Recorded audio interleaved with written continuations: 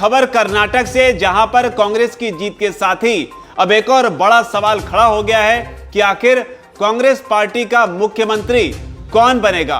तमाम तरह के बयान भी सामने आ रहे हैं। जो दो बड़े चेहरे सिद्धारमैया और इसके अलावा डीके शिव कुमार का नाम सामने आ रहा है, इन दोनों के बयान तो आपको बताएंगे ही, लेकिन बीजेपी की हार पर अब किस तरीके से धर्म को लेकर ही अब कांग्रेस पार्टी के कई नेता जो है हमलावर हो गए हैं, यह भी जानना यहां पर जरूरी है। इसके अलावा इस पूरे मामले पर अब खड़गे ने भी अपनी चुप्पी तोड़ी है। खड़गे के लिए चुनाव बेहद अहम था। बतौर अध्यक्ष यहां पर उन्होंने अपनी पहली जो पहला मैच था उसमें शानदार प्रदर्शन किया है, लेकिन अभी भी बड़ी चुनौती कर्नाटक में बाकी है। एक बड़ा खेल अभी बाकी है कि वहां पर मुख्यमंत्री जो है वो कौन बनेगा।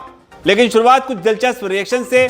बंबई उन्होंने जो है हार की जिम्मेदारी लेते हुए कहा है कि हार की जिम्मेदारी मेरी है। उधर बघेल ने बोला है भ्रष्टाचारियों के सिर पर बजरंगबली का गदा पड़ा है। राहुल गांधी कहते हैं हमने प्यार से लड़ाई लड़ी है। लेकिन जो बड़ी बात है वो है सिद्धारमैया के बेटे का बयान। उन्होंने कहा है कि मैं चाहता हूं सिद्धारमैया सीएम बने, यानी कि खुलकर इस तरह की बात अमूमन कोई नहीं कहता, लेकिन यहां कांग्रेस में कही गई है और इसे ही लेकर अब खड़गे का बयान आया है।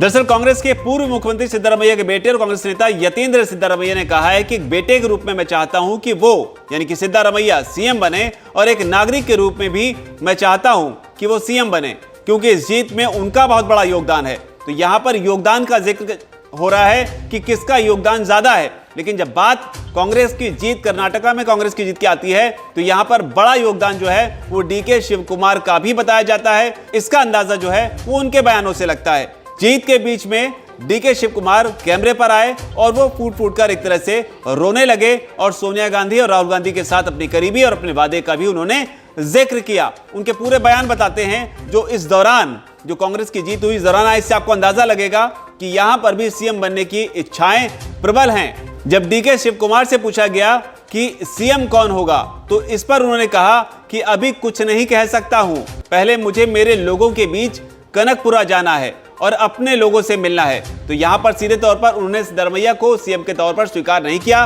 बल्कि बात को आगे टाल दिया। इसके अलावा शिव कुमार एक अन्य मौके पर कहते हैं कांग्रेस पार्टी की जीत कर्नाटक की जीत है, मेहनत की कमाई, हमारे लोगों के लिए हमारी गारंटियां राज्य के लिए हमारे दृष्टिकोण की मार्गदर्शक शक्ति हैं, और हम तुरंत कार्यान्वयन के लिए नीचे उतरेंगे। ये हमारे नेताओं और कार्यकर्ताओं के लिए बहुत बड़ा जनादेश है जिन्होंने इस जीत के लिए कड़ी मेहनत की है।